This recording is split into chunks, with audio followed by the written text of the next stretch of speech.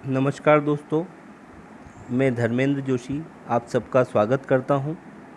दोस्तों, जो हमने पिछली 3 क्लासें पढ़ी हैं, एक पढ़ा हमने प्रमुख पुस्तक और लेखक, पहला टॉपिक। दूसरा टॉपिक हमने जो पढ़ा है वो है दोस्तों आपका हिंदी के महत्वपूर्ण तथ्य। तीसरा जो टॉपिक हमने पढ़ा है दोस्तों, वो पढ़ा है हिंदी भाषा का इतिहास या विकास काल। हमने अभी तक जो 3 टॉपिक पढ़े हैं, यह टॉपिक इसलिए मैंने आपको पहले बताए ताकि आप आने वाली एग्ज़ाम को जब भी आप पढ़ना शुरू करें या जब भी आप इसको धीरे धीरे स्टार्ट करें, आपको सबसे पहले इन 3 टॉपिक को देखना है, क्योंकि ये एग्ज़ाम टाइम पे हम इनको रिपीट या इनका रिवीजन नहीं कर पाते। इसलिए इन जो 3 टॉपिक को आपको टाइम टाइम पे मेमोराइज़ ज़रूर करना है। जैसा कि आपको पता है, मैं प्रतिदिन आपको वीडियो के पश्चात शाम को 5 बजे के बाद एक पीडीएफ जो है नोट्स के रूप में सेंड कर रहा हूँ। इसके अलावा आपको ये ध्यान रखना है कि आपके पास अगर कोई बेसिक बुक है तो जब जो टॉपिक हम पढ़ रहे हैं जिस दिन, उस दिन उसको साथ के साथ पढ़ें। अगर आपने एक बार नोट्स पढ़ लिए, एक बार आपने क्लास पूरी की पूरी देखी और एक बार आपने आपके पास जो उपलब्ध बुक है अगर उसको पढ़ लिया, तो ये मान के चलिए कि आपका 80% जो है एग्ज़ाम से पहले, लगभग 4 महीने पहले आप पूर्णतः प्रिपेयर हो जाएंगे। और इसके बाद इसको कंटिन्यूसली टच में रखना है। जैसा कि आप लोगों ने सब ने क्लास को ज्वाइन किया है, क्लास के नोट्स को परचेज़ किया है, तो मैं चाहता हूँ कि अगर आपने फ़ीस दी है 500 रुपये, तो उसका पूरा का पूरा यूज़ करें। जैसे कुछ लोग हैं जो वीडियो को नहीं देख पाते हैं कि सर आज नहीं देख पाएँ, कल नहीं देख पाएँ। मेरा ऐसा मानना है कि आप व्हाट्सअप अगर चलाते हैं, और चूँकि मुझे व्हाट्सअप पे सारी जानकारी मिल जाती है किसने देखा है किसने नहीं देखा है, तो आप व्हाट्सअप चलाते तो आप ये चीज़ सोचिए कि 30 मिनट, 40 मिनट, 50 मिनट अधिकतम का अगर आप एक वीडियो देखेंगे तो उससे आपको कोई नुकसान नहीं होना है। इससे आपको रहेगा कि आप एग्ज़ाम्स में बने हुए हो या टच में हैं। अगर आप किसी चीज़ को करना चाहते हैं तो उसके लिए सबसे महत्वपूर्ण जो बात है वो है पेशेंस। और अभी जो लोग पेशेंस रख के इस क्लास को देख रहे हैं, जैसे मुझे पता है कल की क्लास बड़ी पेनफुल रही होगी आपके लिए कि बार बार क्या है, कैसे जोड़ दिया है, किस तरह के लेखक चिंतक, तो मैंने उसमें कोई ऐसा अलग से कुछ नहीं किया है। जो चीज़ें एग्ज़ाम में पूछी जाती हैं और जो एग्ज़ाम में आता है उसी पे हमने बात की है। तो दोस्तों, आपको जो पहले 3 वीडियो उनको बिल्कुल ध्यान से, और मेरा एक पर्सनल ओपिनियन है कि आप उसको हर संडे के दिन देखें। जैसे हमारी क्लास लगातार 6 दिन होगी, 7वें दिन मैं आपको एक दिन का ब्रेक दूंगा संडे का। उस दिन आपको क्या करना है कि सारी की सारी जो क्लास है उसको एक बार आप या तो देख लें, या पीडीएफ जो है जो आपने 6 दिन में रिसीव किया है उसको एक बार फिर मेमोराइज़ कर लें। अगर आप ऐसे मेमोराइज़ कर लेंगे तो आपके पास 6 दिन में 6 टॉपिक होंगे। फिर इसके बाद जब अगले 6 दिन आप पढ़ेंगे तो फिर अगले 6 दिन में पर डे एक टॉपिक पढ़ें और संडे के दिन फिर उसको पूरा का पूरा रिवीजन करें। क्योंकि मेरा उद्देश्य केवल आप लोगों से पैसा लेना या आपको क्लास में इन्वॉल्व करना नहीं। जैसे कुछ लोग ऐसे भी हैं जिन्होंने क्लास के लिए हाँ करी, उसके बाद बोला नहीं सर हम क्लास ज्वाइन नहीं कर पाएंगे, हमारे पास पैसे नहीं हैं। तो पैसों वाला मैटर यहाँ पे नहीं है। जैसा जो लोग मुझसे परिचित है वो अच्छी तरह से जानते हैं। मेन चीज़ ये है कि अगर आपने कोई दिमाग में टारगेट सेट किया है तो उसके लिए आपको लगातार तैयारी करना है। जैसे मान लीजिए 2017 के बाद अभी तक एसआई की वैकेंसी नहीं आई है या दूसरी कोई परीक्षा आयोजित नहीं की गई, क्योंकि 18 में अपने यहाँ पे राजनीतिक परिवर्तन आया और 19 में जब सरकार फिर से चेंज हुई तो उसके बाद आपने देखा होगा 20 जनवरी मतलब 20 मार्च में अपने यहाँ पे सरकार परिवर्तित हुई। और उसके बाद फिर कोरोना महामारी ने जो पूरे देश की अर्थव्यवस्था को कहीं ना कहीं पीछे छोड़ दिया है या पिछड़ गई है। तो आपको अपने आप को पीछे नहीं छोड़ना है। सबसे महत्वपूर्ण बात क्या है कि आप कंटिन्यूअसली लगे रहें। क्योंकि जैसे कुछ लोग हैं जो अभी तक किसी जॉब में नहीं, वो लोग भी इन वीडियो को देख रहे हैं, पर जो लोग जॉब में हैं, यहाँ तक कि मेरे कुछ स्टूडेंट जो पुलिस में हैं, और आपको पता है कोरोना काल में जो है पुलिस की सबसे ज़्यादा जो है ड्यूटी है, पर उसके बाद भी वो डेली वीडियो देख रहे हैं और तैयारी कर रहे हैं। तो इसका मतलब ये है कि वो अपने आप को प्रिपेयर कर रहे हैं। तो जो लोग फ्री हैं, जो कोई काम नहीं कर रहे हैं, कम से कम व्हाट्सअप को 1 घंटा कम चला के इन वीडियो को कंटिन्यूअसली देखें। अगर आप ऐसा देखेंगे तो मुझे पूरा यकीन है कि आप एक बेहतर स्थिति में होंगे। तो दोस्तों ये तो बात थी जो मैंने आपसे करना चाहता था। अब बात करते हैं आज के हमारे टॉपिक पे। तो हमारा जो टॉपिक है दोस्तों समास। समास का मतलब होता है कंपाउंड या जोड़ना। समास का अर्थ क्या होता है कि बड़े बड़े जो शब्द होते हैं उनको जोड़कर एक शब्द में लाना। दोस्तों किसी भी समास के लिए सबसे महत्वपूर्ण बात होती है कि समास का जो अर्थ है वो है संक्षेप करना। संक्षेप करना मतलब छोटा करना। जैसे मान लीजिए राजकवि एक शब्द है, तो हम क्या कह सकते हैं, राजा का कवि, राजकवि, या राजपुत्र। राजपुत्र मतलब राजा का पुत्र। ये एक बड़ा शब्द है राजपुत्र। राजा का पुत्र ना कहते उसको शॉर्ट में। तो किसी भी शब्द को जब हम संक्षेप करते हैं तो वो क्या कहलाया जाता है, समास। दोस्तों समास और संधि में जो सबसे बड़ा अंतर ये है कि संधि में जो है वर्ण आपस में जुड़ते हैं, वर्ण जुड़ते हैं, जबकि समास में क्या होता है, शब्द जोड़े जाते हैं। दो शब्दों का जो मेल होता है वो समास कहलाता है और दो वर्णों का मेल जो होता है वो संधि कहलाती है। किसी भी समास के लिए सबसे महत्वपूर्ण जो है दो पद होते हैं। एक होता है आपका प्रथम पद और एक होता है द्वितीय पद। तो दोस्तों यहाँ पर एक क्वेश्चन कई बार अराइज होता है, पूछा जाता है कि पद की प्रधानता के आधार पर समास कितने प्रकार के होते हैं। तो 4 प्रकार के होते हैं। प्रथम पद को बोलते हैं पूर्व पद और द्वितीय पद को बोलते हैं उत्तर पद। जैसे पूर्वार्ध और उत्तरार्ध, जैसे अगर आपने कभी एमए किया हो कि किन्हीं ने, तो उसमें होता है एमए प्रीवियस को बोलते हैं पूर्वार्ध और फाइनल ईयर को बोलते हैं उत्तरार्ध। तो समास के 2 पद होते हैं, प्रथम पद और द्वितीय पद। जब समास विग्रह किया जाता है तो इन दोनों को अलग अलग लिखा जाता है, पर जब समास मतलब समास या शब्द को जोड़ा जाता है तो इन दोनों पद को एक साथ लिख देते हैं। तो पद की प्रधानता के आधार पर जो है दोस्तों समास जो है आपके कितने प्रकार के हैं, 4 प्रकार के। जैसे एक प्रथम पद है और एक द्वितीय पद है।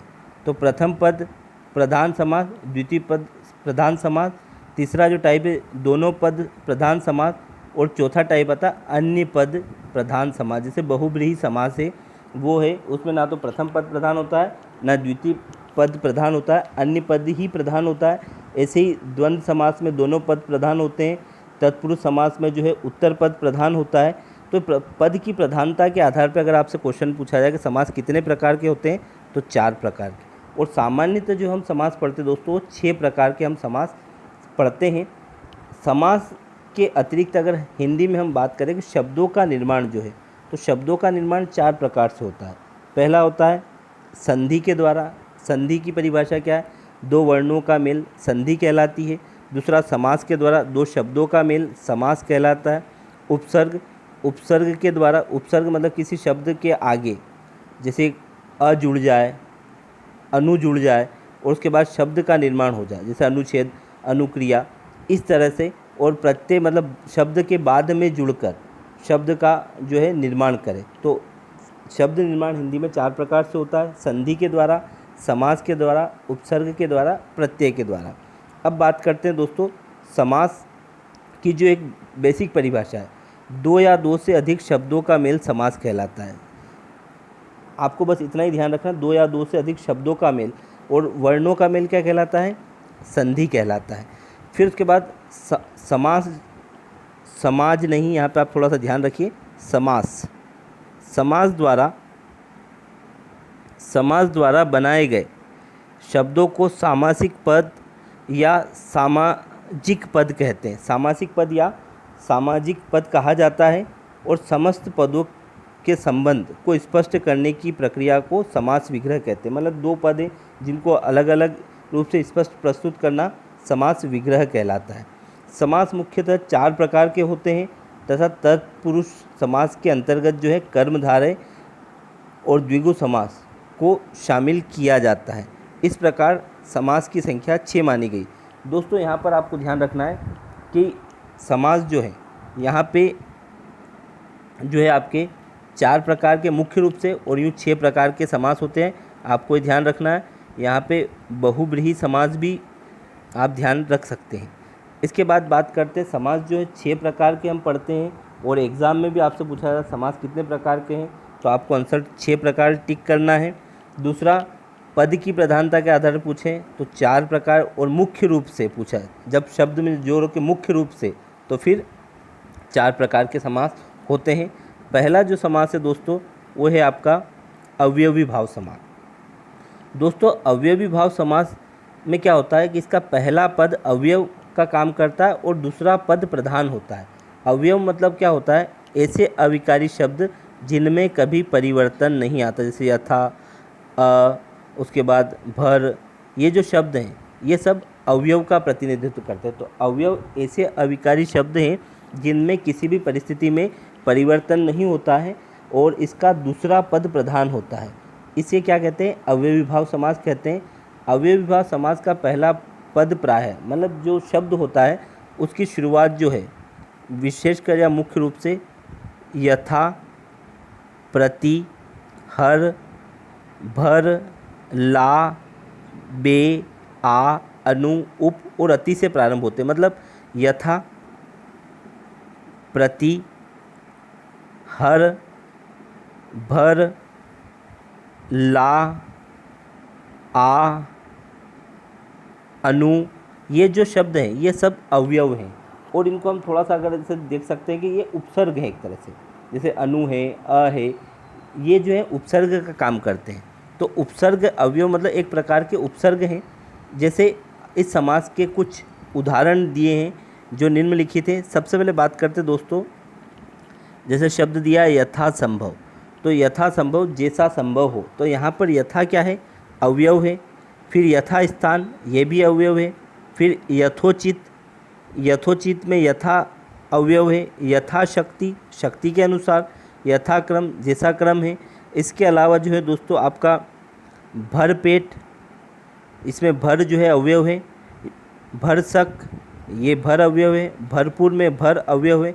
इसके अलावा अत्यंत, अति इसमें अवयव है। अत्यधिक, अत्याचार, आजन्म, आमरण, प्रतिदिन, प्रतिवर्ष, निरोग, नीरव और निसंदेह। तो ये जो शब्द हैं ये सब आपके अवयव का काम करते हैं। इसके अलावा अवयवी भाव समास में उन शब्दों को भी शामिल किया जाता है जो रिपीट होते हैं। रिपीट होते मतलब जिनकी पुनरावृत्ति होती है। पुनरावृत्ति कैसे, जैसे रिपीटेशन, जैसे राम राम, इसमें चाहे बीच में योजक चिन्ह लगा हो, राम राम, छी छी, चलो चलो, कल कल, पल पल, ये ऐसे जो शब्द हैं जो रिपीट हो रहे हैं ये सब इसके उदाहरण माने जाएंगे। तो अवयवी भाव समास में क्या होता है, पहला पद अवयव होता है और दूसरा पद प्रधान होता है। अवयव ऐसे अविकारी शब्द हैं जिनमें किसी भी परिस्थिति में परिवर्तन नहीं होता है। प्रमुख अवयव के जो उदाहरण जैसे यथा, प्रति, भर, ला, बे, आ, अनु, उप और अति से प्रारंभ होने वाले जो शब्द हैं वो अवयवी भाव समास के उदाहरण हैं। सामान्य सी भाषा में हम बात करें तो जो उपसर्ग हैं अधिकतर वो इसके अंतर्गत शामिल होते हैं। या फिर आप इसको ऐसे भी पहचान सकते हैं कि शब्दों को जैसे मान लीजिए यहाँ लिखा आजन्म, इसमें क्या होता है, इसके बाद का एक शब्द होता है और पहले इसको अलग कर सकते हैं। तो आ को अलग कर दिया, जन्म, तो महत्ता किसकी, जन्म की, और जो दूसरा पद है वो इसमें प्रधान होता है। फिर ऐसे ही जैसे प्रतिवर्ष, तो वर्ष क्या है आपका प्रधान है और प्रति क्या है, अवयव है। तो आपको ये ध्यान रखना है कि अगर इसको दो भागों में हम बांट लें तो आगे जो शब्द है वो क्या होना चाहिए, अवयव, और बाद वाला जो शब्द है वो मीनिंगफुल होना चाहिए। फिर दोस्तों बात करते हैं हम तत्पुरुष समास की। तत्पुरुष समास जो है यह समास, इसमें पहले पद में कारक चिन्ह का लोप होता है तथा दूसरा पद प्रधान होता है। मतलब प्रथम पद जो है इसमें कारक चिन्ह नहीं होता है और दूसरा पद इस समास में जो है प्रधान होता है। तत्पुरुष समास की विशेषता यही है कि इसमें दूसरा पद प्रधान होता है, पहले पद में कारक चिन्ह का लोप होता है। मतलब बीच में कारक चिन्ह नहीं आता, काकी के, इस तरह से, जिससे हम इसको आगे पढ़ेंगे उसमें आप समझेंगे इसको। इस समास में विभक्ति जैसे कर्ता ने, जैसे हम पढ़ते आए हैं बचपन से, कर्ता ने, तो कर्ता ने इसका यूज़ नहीं होता। कर्ता ने कर्म को, अब यहाँ से कर्म को मतलब ऑब्जेक्ट, कर्म को से समास की शुरुआत होती है। तो पहला जो इसका पार्ट है कर्म तत्पुरुष समास, इसमें विभक्ति क्या होता है, कर्ता ने कर्म को, तो को का लोप होता है। दूसरा कर्म को करण से या द्वारा, मतलब बीच में जो शब्द होता है से या द्वारा लगा होता है। फिर करण से संप्रदान के लिए, संप्रदान तत्पुरुष में क्या होता है, बीच में जब हम शब्द को दो भागों में बांटते हैं या बड़ा करते हैं तो उस समय क्या लिखते हैं, बीच में के लिए विभक्ति आती है, के लिए। इसके बाद दोस्तों जो है अगला संप्रदान के लिए, या संप्रदान के लिए जो है अलग होने के संदर्भ में। फिर अपादान अपादान में भी विभक्ति से का प्रयोग किया जाएगा। फिर आएगा संबंध काकी के, मतलब संबंध तत्पुरुष में क्या विभक्ति होगी, काकी के। और फिर अधिकरण में आएगा आपका, अधिकरण में आएगा में पर, और संबोधन में हे ओ अरे का प्रयोग किया जाता है। कहने का तात्पर्य है कि जो बचपन में हम पढ़ते थे, कर्ता ने कर्म को करण से, संप्रदान के लिए अपादान से, संबंध काकी के, अधिकरण में पर, जो विभक्तियां हैं उनका प्रयोग किया जाता है और उस आधार पर इस समास की पहचान की जाती है। जैसे सबसे पहले बात करते हैं कर्म तत्पुरुष, इस समास में विभक्ति को लोप होती है, मतलब जब समास बनाते हैं या दो शब्दों को जोड़ते हैं तो बीच का जो वर्ड है को जो है उसमें लोप, उसका लोप हो जाता है, मतलब उसको हटा देते हैं। जैसे यश प्राप्त, ये एक शब्द है तो इसको हम जब बड़ा करेंगे तो क्या लिखेंगे, यश को प्राप्त करने वाला। जेब कटा, जेब को काटने वाला। फिर जैसे गगन चुंबी, गगन को चूमने वाला। तो इस समास को जब हम पहचान करेंगे या एग्ज़ाम में जब आप इसको ढूंढेंगे तो आपको पूरा का पूरा इसको बड़ा करके देखना है। जैसे ध्वजवाहक, ध्वजावाहक, ध्वजा को वाहक, पोत चालक, पोत को चलाने वाला। तो ये जो है बीच में को आएगा तो आप समझेंगे कि कर्म तत्पुरुष है। फिर उसके बाद अगला जो दोस्तों करण तत्पुरुष, करण तत्पुरुष में विभक्ति के द्वारा या से द्वारा का जो है लोप होता है। लोप होता है मतलब क्या होता है, विभक्ति यहाँ पर बीच में नहीं आती या हट जाती जब इस समास का कोई शब्द आता है। जैसे शोकग्रस्त, तो क्या होगा, शोक से ग्रस्त। तुलसीकृत, तुलसी के द्वारा लिखी हुई। हस्तलिखित, हाथ के द्वारा लिखी हुई। रत्न जड़ित, रत्न से जड़ित। तो इसमें विभक्ति के द्वारा या से द्वारा का प्रयोग होता है। फिर दोस्तों संप्रदान तत्पुरुष, इस समास में विभक्ति का लोप होता है। संप्रदान के लिए मतलब विभक्ति के लिए का लोप होता है, मतलब जो पद है जैसे चुनाव चिन्ह, जैसे मान लीजिए चुनाव चिन्ह किस समास का उदाहरण है, अगर आपको पहचानना है तो इसको पूरा बोलना पड़ेगा आपको। चुनाव के लिए चिन्ह, मतलब दो वर्ड है उनको बड़ा करना है तो बीच में क्या आएगा, चुनाव के लिए चिन्ह। गुरु दक्षिणा, गुरु के लिए दक्षिणा। फिर रसोई घर, रसोई के लिए घर। फिर दोस्तों देशभक्ति, देश के लिए भक्ति जो है। तो बीच में जब इस शब्दों को आप समास विग्रह करके देखना पड़ेगा आपको एग्जाम में कि चुनाव चिन्ह, चुनाव के लिए चिन्ह होता है। गुरु दक्षिणा, गुरु के लिए दक्षिणा। रसोई घर, रसोई के लिए घर। देशभक्ति, देश के लिए भक्ति आदि इस समास में शामिल होते हैं। फिर दोस्तों आता है अगला आपका अपादान तत्पुरुष। तो दोस्तों अपादान तत्पुरुष जो है इस समास में विभक्ति का प्रयोग किया जाता है। अपादान से, विभक्ति से का प्रयोग किया जाता है। और से विभक्ति जो है अपादान से, जैसे कर्ता ने कर्म को अपन पढ़ते हैं तो विभक्ति से का प्रयोग किया जाता है, किंतु यह अलग होने का भाव प्रकट करती है। अलग होने का भाव प्रकट करती है मतलब दूर जाने का। जैसे तुलसीकृत, उसमें विभक्ति से का प्रयोग हुआ। जैसे मान लीजिए यहाँ पर आपको मैं बता देता हूँ फिर एक बार, जैसे करण से, तो करण में भी है से का प्रयोग होता है, करण में भी से का है, और अपादान से भी है, अपादान में भी से का प्रयोग है। पर दोनों में अंतर ये है कि अपादान जो है दूर होने के संदर्भ में, और करण से मतलब उसमें छुपा हुआ है, ये इसके संदर्भ में इसका प्रयोग किया जाता है। तो दोस्तों अपादान में जो अपादान तत्पुरुष है इसमें समास में जो विभक्ति से का प्रयोग किया जाता है, किंतु यह अलग होने का भाव प्रकट करती है। जैसे शब्द है सेवा मुक्त, तो हम क्या कहेंगे, सेवा से मुक्त मतलब सेवा जो है वो समाप्त हो चुकी, मतलब दूर हो चुका। विद्याहीन, तो इसको क्या पढ़ेंगे, विद्या से हीन। फिर दोस्तों राजद्रोह, राज से द्रोह। फिर भयभीत, भय से भीत या भयाकुल, भय से आकुल। भावातीत, भाव से अतीत, भावातीत मतलब इसमें जो है चीज़ें जो है दूर जाती है। जब चीज़ें दूर जाएगी तो अपादान तत्पुरुष होगा, और जब चीज़ें पास में होगी तो करण तत्पुरुष होगा। जैसे जन्मांध, जन्म से अंधा, तो ये क्या है, आँखें ही नहीं होना। फिर दोस्तों अगला है संबंध तत्पुरुष, और संबंध तत्पुरुष में विभक्ति का, की, के, का, की और के का प्रयोग किया जाता है। और ये जो है इसकी पहचान करने के लिए बड़ा आसान है। जो सबसे पहले एग्जाम्पल मैंने आपको दिया था, राजपुत्र, तो राजा का पुत्र, भूतेश, भूतों के ईश, राज्यसभा, राज्य की सभा, चंद्रोदय, चंद्र का उदय, नगर सेठ, नगर का सेठ, घुड़दौड़, घोड़ों की दौड़।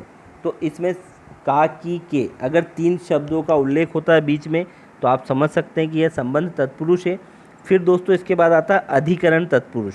तो अधिकरण तत्पुरुष जो होता है इसमें विभक्ति में या पर, में या पर, इसको मैं लिख देता हूँ यहाँ पे, में या पर का प्रयोग किया जाता है। और इसके एग्जाम्पल जैसे आप बीती, तो हम क्या बोलते हैं, आप बीती मतलब आप पर जो बीती।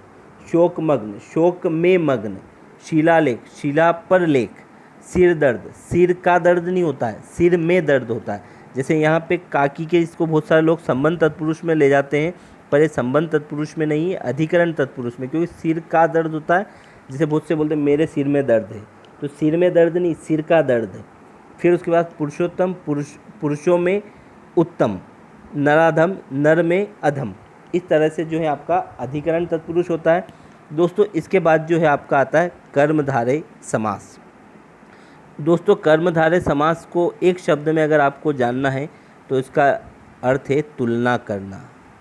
तुलना मतलब जिस समास में कंपैरिजन हो या जिसमें तुलना प्रकट हो, वहाँ पे क्या होता है, आपका कर्मधारय समास होता है। क्योंकि इस समास में या तो तुलना की जाती है, इसके अलावा इसमें जो विभक्ति है वो बड़ी आसान है। एक तो है के समान और एक है जो। तो के समान या है जो, ये क्या है, तुलना सूचक शब्द। इसमें क्या होता है, संज्ञा की विशेषता बताई जाती है। जैसा कि लिखा है गया है, जिस समास में दोनों पद विशेष और विशेषण हो, मतलब संज्ञा और सर्वनाम, संज्ञा और विशेषण हो, वहाँ कर्मधारय समास होता है। यह समास तुलना सूचक भी माना जाता है, मतलब कंपैरिजन करता है। अब इसके जो एग्जाम्पल है, जैसे यहाँ पे लिखा मृग नयनी, तो मृग मतलब क्या होता है, हिरण, हिरण के समान नयन। काली मिर्च, काली है जो मिर्च, अब इसमें शब्द क्या है जो। वज्र देह, वज्र के समान देह मतलब कठोर शरीर। शिष्टाचार, शिष्ट के लिए आचार।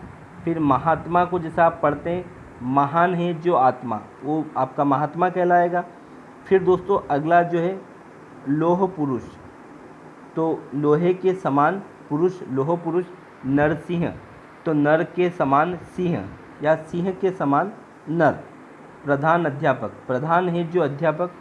छुट भैया, छोटा है जो भाई। काल सर्प, सर्प है जो काल के समान है। फिर उसका नव युवक, नव है जो युवक। सज्जन, सज्जन इसका एग्जाम्पल है। और एक मुख्यमंत्री, मुख्य है जो मंत्री, आदि कर्मधारय समास में आते हैं। तो दोस्तों कर्मधारय समास को आपको ध्यान क्या रखना है कि यह तुलना सूचक समाज है। इसमें है जो या के समान विभक्ति से, इससे पहले हम काकी के, में, पर, इस तरह के शब्दों का प्रयोग कर रहे थे। यहाँ पर क्या होता है, आपको तुलना सूचक शब्दों का प्रयोग करना पड़ता है। फिर दोस्तों अगला जो समास आता है वो आता है द्विगु समास। द्विगु समास के 3 प्रकार होते हैं, समाहार द्वंद्व, इतरेतर द्वंद्व और वैकल्पिक द्वंद्व। द्विगु समास में क्या होता है, संख्यावाचक, संख्यावाचक समूह होते हैं। इसमें जो है द्विगु समास में क्या होता है, ग्रुप्स होते हैं।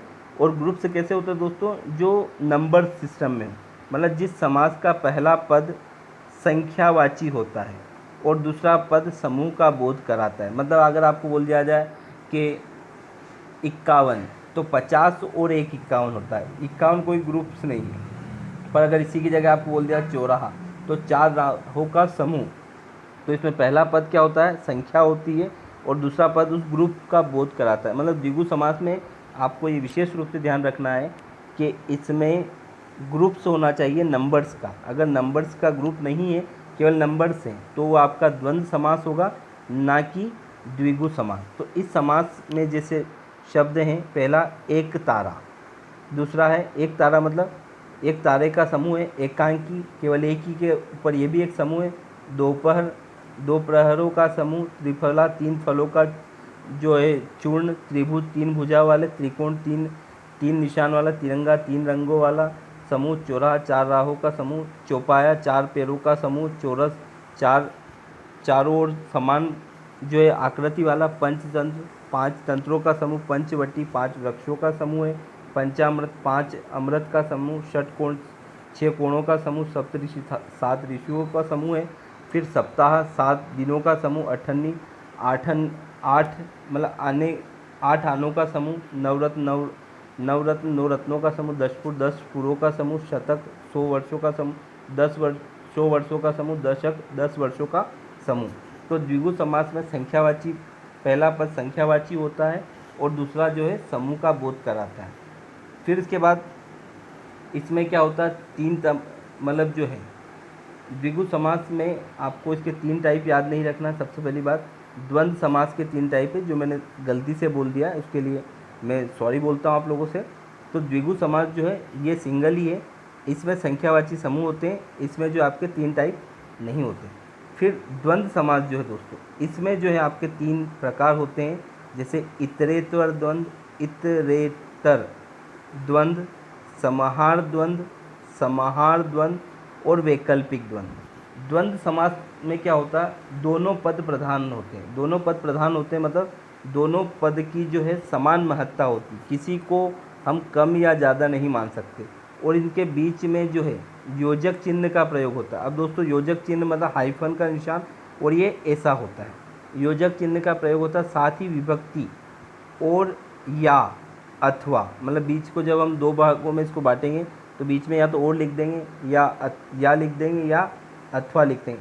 आदि का जो है लोप होता है जब समास बनाते हैं, और समास विग्रह करते समय इनको बीच में जोड़ देते हैं। जब इनको हटाते तो बीच में क्या आ जाता है आपका योजक चिन्ह। समास विग्रह करने पर क्या होता है, योजक चिन्ह हटा दिया जाता है और समास करने पर इसे जोड़ दिया जाता है। जैसे बात करते दोस्तों छोटा बड़ा, अब यहाँ पे अगर इसका समास विग्रह करेंगे तो क्या होगा, छोटा और बड़ा। बीच में अगर समास बनाएंगे तो क्या होगा, योजक चिन्ह लगा के छोटा बड़ा कर देंगे। फिर है पाप और पुण्य, तो पाप और पुण्य क्या है, समास विग्रह। जब समास बनाएंगे तो पाप योजक चिन्ह पुण्य। दूध और दही, दाल रोटी, माता पिता, दिन रात, राधा कृष्ण।